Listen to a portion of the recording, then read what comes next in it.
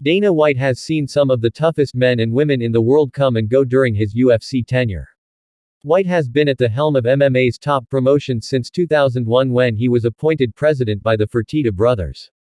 The 54-year-old has somewhat become partially immune to the brutality of the fight game after consuming hundreds, if not thousands, of fights in person. All of the combatants who have competed in the octagon during White's reign have earned his respect.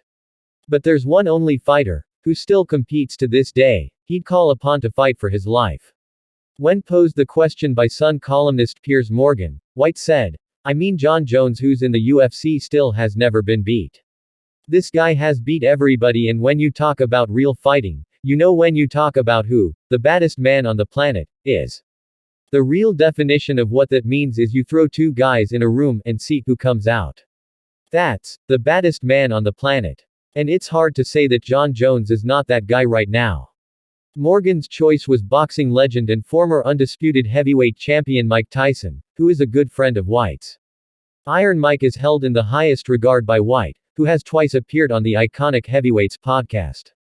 But his lack of wrestling or jiu-jitsu skills means former UFC pound-for-pound King Jones is White's go-to fighter to save his life. Tyson doesn't know the ground game, White pointed out. Tyson can't grapple. Tyson is hanging over here, his quote is on the wall over here. Nobody loves Mike Tyson more than I do, believe me. But when you talk about putting two guys in a room, and who comes out, Jon Jones has the tools to beat everybody.